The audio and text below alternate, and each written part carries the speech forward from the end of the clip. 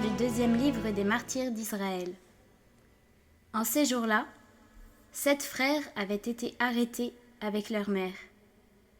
À coups de fouet et de nerfs de bœuf, le roi Antiochos voulut les contraindre à manger du porc, viande interdite. Leur mère fut particulièrement admirable et digne d'une illustre mémoire. Voyant mourir ses 7 fils dans l'espace d'un seul jour, elle le supporta vaillamment, parce qu'elle avait mis son espérance dans le Seigneur. Elle exhortait chacun d'eux dans la langue de ses pères.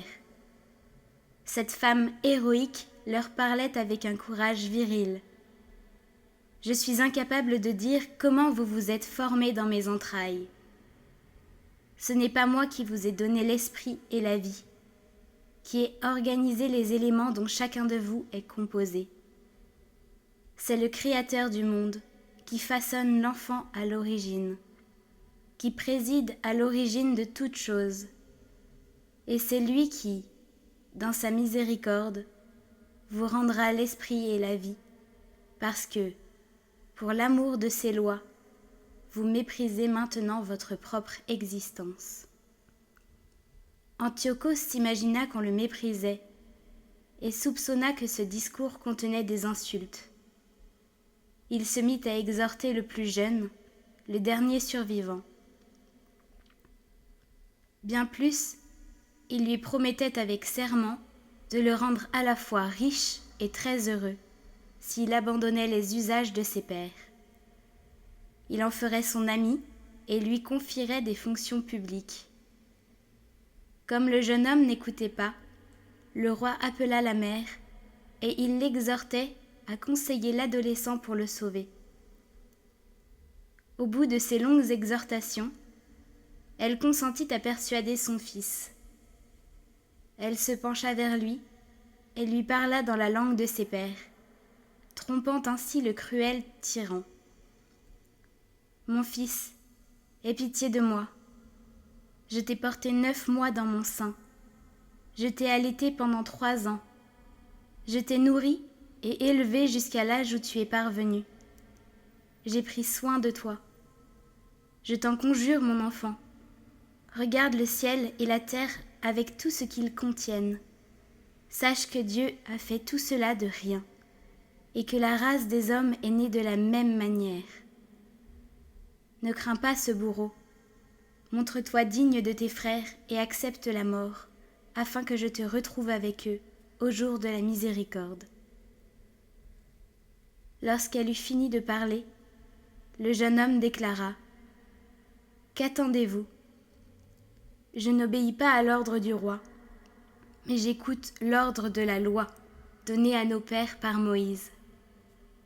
Et toi, qui as inventé toutes sortes de mauvais traitements contre les Hébreux, tu n'échapperas pas à la main de Dieu. »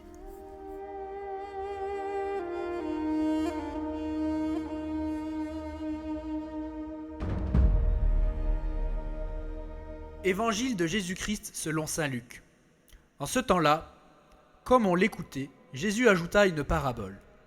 Il était près de Jérusalem et ses auditeurs pensaient que le royaume de Dieu allait se manifester à l'instant même. Voici donc ce qu'il dit. Un homme de la noblesse partit dans un pays lointain pour se faire donner la royauté et revenir ensuite. Il appela 10 de ses serviteurs et remit à chacun une somme de la valeur d'une mine.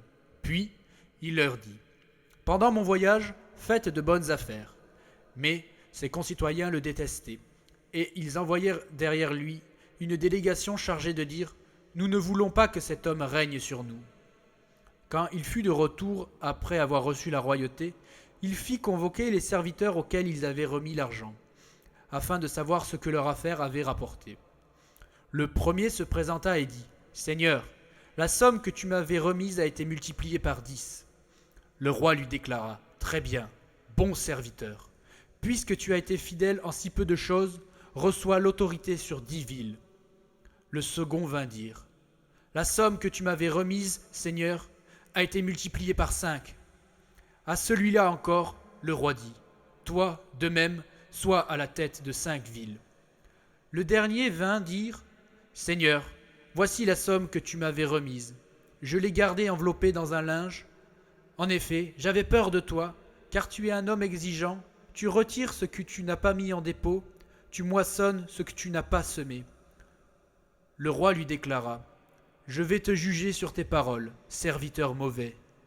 Tu savais que je suis un homme exigeant, que je retire ce que je n'ai pas mis en dépôt, que je moissonne ce que je n'ai pas semé.